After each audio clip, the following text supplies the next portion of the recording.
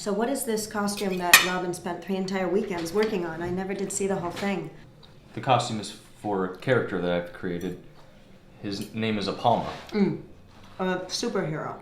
I brought a picture if you want to see it. Oh, yeah, great. Yeah.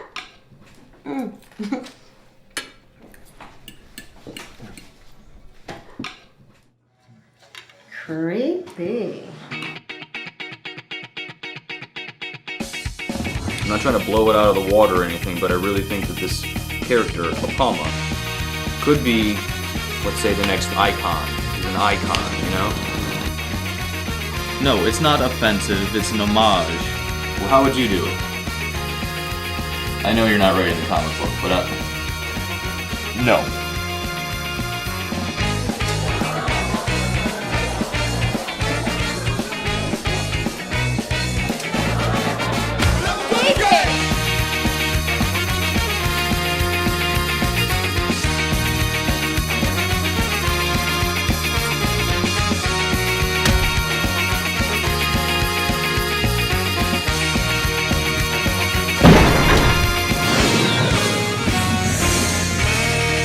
I thought I told you to stay out of this. Welcome everyone to Conversations, Art and Cinema. My name is Pirooz Kalayeh. I'm here at Southern Illinois University, Carbondale.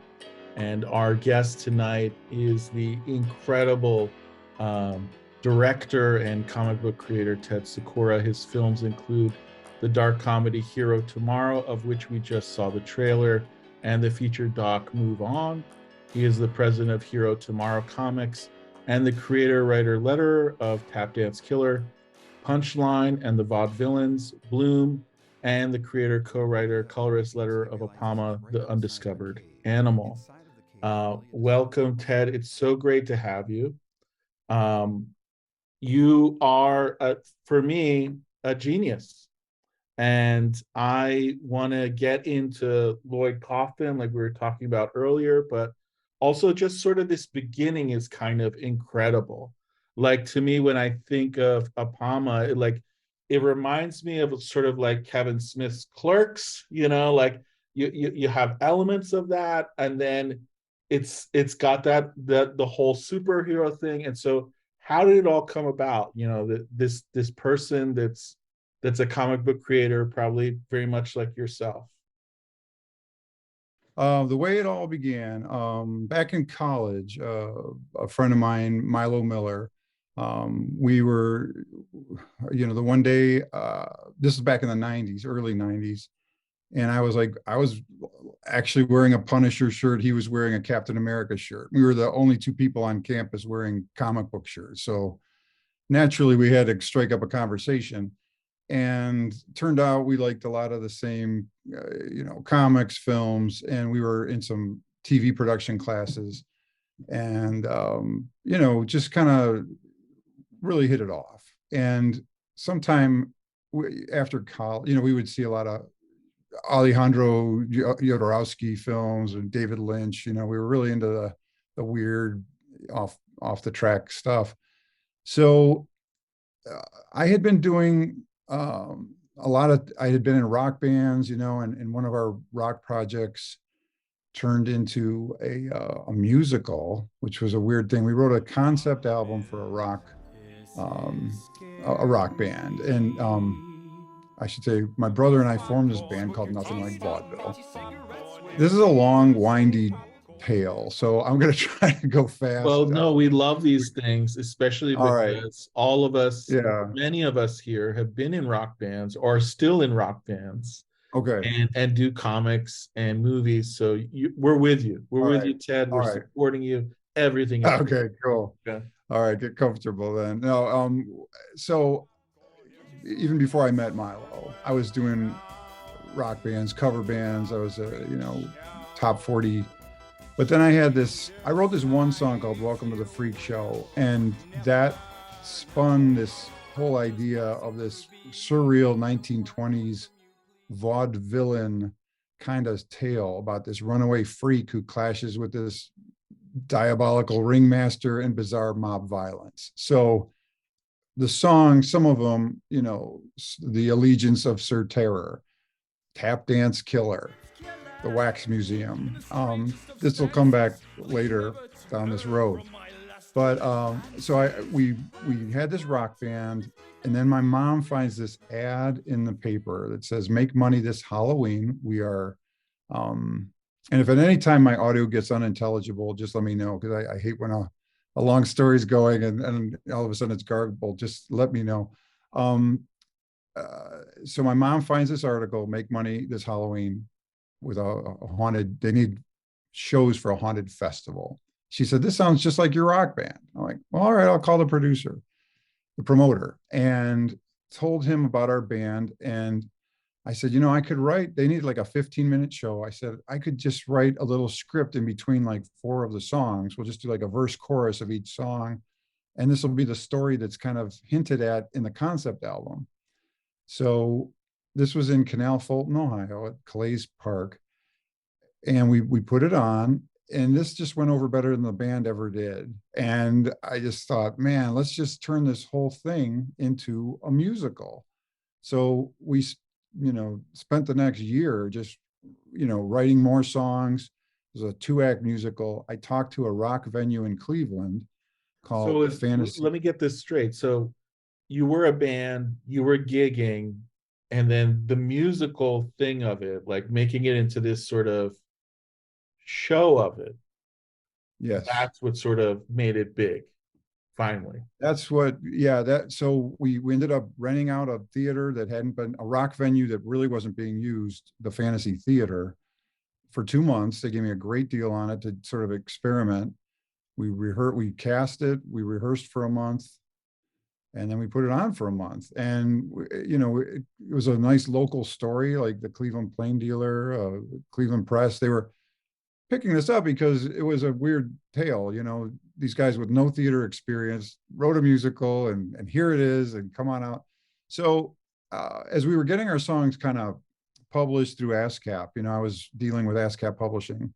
The guy there was who was kind of mentoring me, or at least giving me advice on how to do this properly at ASCAP. He said, well, I got to go back just two more steps back. We'll get there. It's just going to go this way. It's okay. We're still with you. We're still, all right. Still there supporting. Yeah. So when the production was done, I went into a studio and we recorded a demo. We just recorded the whole cast. Now, this I sent to my contact at ASCAP, and he says, this isn't just a demo. This is an original cast album. And he goes, people collect original cast albums. And he goes, if you take an ad out in Theater Week, I'll bet you'll sell enough to pay for this production. And I'm like, really? All right. Well, I talked to Theater Week, and we ran this 20-week, 1/6 of a page ad campaign that we kept changing. And it did pretty well. We didn't make enough to pay for the production, but we did get then picked up by Original Cast Records, and it got distributed throughout the world. And I started going to the point at which, I'm making this drive from Cleveland to New York, which is, 7.5 hours. And I'm in the audience, in these workshops, and I'm like, I'm the only person in this audience who's actually already put out an album that's recorded, that's out. Not that I wasn't learning from it. The theater, the class or the workshop, but I just realized what a benefit Cleveland was at that time, because I was able to just go to an empty venue and say, hey, can I rent this place out? And they, it was like $250 a month or something, like really dirt cheap. And so theater and writing for theater was my passion for quite a while. And I wrote another musical called The Crown of Ariadne, and I spent 3 years probably on that. And it ended up getting as far as like a staged reading, but it still just needed a lot of work. And someday I do hope to get back to that. But then, okay, now we're back to my friend Milo. So this is years after college, and I'm feeling a little depressed about theater in a way because, once it's over, it's kind of gone and it's just there in your memory. And I told Milo, I said, man, if we could make a movie, it'll always be there just the way we left it. and that really appealed to me. And so he had the seed of the idea. He said, what about something like Spider-Man meets Taxi Driver? And it was about a guy who was an aspiring comic book creator, but he couldn't get his work published. And then he becomes the character. And then we had to come up with, so he and I go back and forth now with this script, writing it for 3 years. And along the way, we needed a superhero that he would have been trying to create. And that went back to my days as an aspiring comic book creator in high school. And Apama was actually a name that I thought was cool for our band. And it was just a word I made up. Apama is his hero. And it's a dark comedy. So he reasons that all the good creatures in the movie, our creator, David, all the good superheroes many of them are based on creatures, Spider-Man, Batman, Wolverine, etc. But all the good creatures are taken. So he reasons that there is a creature that is so powerful in stealth, it has not yet been discovered by mankind. He calls this the Apama. And that is part of the humor of the movie, him explaining a superhero based on an animal that doesn't exist. And anyway, the movie, we worked on that. And that's, we can get into the details of that. But just as a quick overview, that we shot it for let's say we wrote it for 3 years. I storyboarded for an entire year before we even cast anything. I might have the storyboards here. Yeah, I do. So like, this is my storyboards. It's like 1,500 images. And Do you see this, Sean? That's his producer's. yeah. So like there's a page, but it's all full, and this is where I learned filmmaking. I mean, this is it. I didn't really take a lot of filmmaking classes. I took some weekend kind of things, but once I forced myself, my comic book background or whatever, to just, if I can do these 3 shots, that's going to tell this motion. And then that's all we have to do is go out and shoot that. So again, no experience in filmmaking, but we got a cast of, maybe 100 people, and we had 40 some locations. We did everything you're not supposed to do. We ended up having to shoot for a year. And then I edited for a year, and then it debuted at the big Comic-Con International in San Diego. Played a lot of nice film festivals, Fantasia in Montreal. We did some screenings in Chicago. I'm trying to think, IFP or something. Yeah, Santa Fe. It was just really the film festival thing went on for about 2 years, and